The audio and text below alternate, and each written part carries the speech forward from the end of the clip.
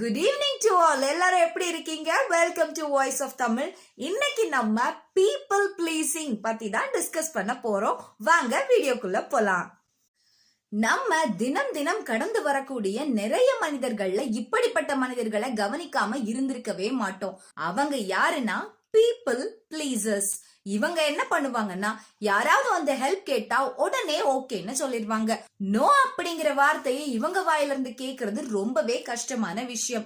இவங்க கிட்டவே காசு இருக்காது, டைம் இருக்காது. ஆனா மத்தவங்க கிட்ட அதெல்லாம் வாரி வாரி கொடுப்பாங்க.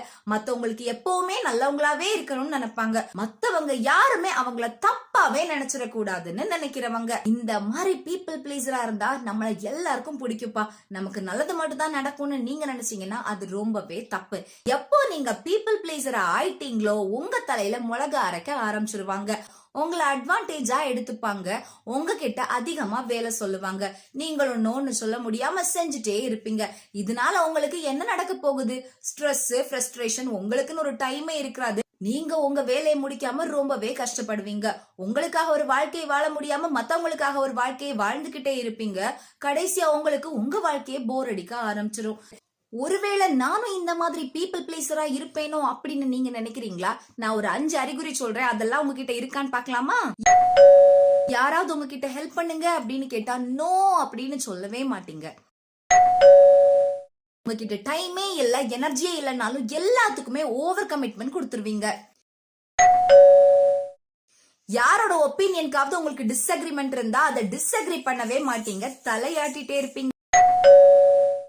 நீங்க நல்லாவே இல்லைனாலும் நான் ரொம்ப நல்லா இருக்கேன் அப்படின்னு சொல்வீங்க. மத்தவங்களுக்கு எது சந்தோஷமோ அதுக்கு ஓகே சொல்லிட்டு போயிட்டே இருப்பீங்க. உங்களை பத்தி அதிகமா கவலைப்படவே மாட்டீங்க.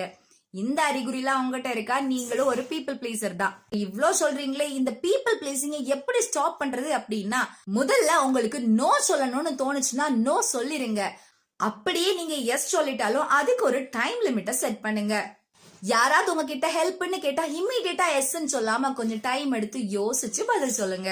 வீடியோவை கடைசி வரைக்கும் பார்த்ததுக்கு ரொம்பவே தேங்க்ஸ். இந்த வீடியோ எவ்வளவு ஹெல்ப்ஃபுல்லா இருந்ததுன்னு கமெண்ட் பண்ண மறக்காதீங்க.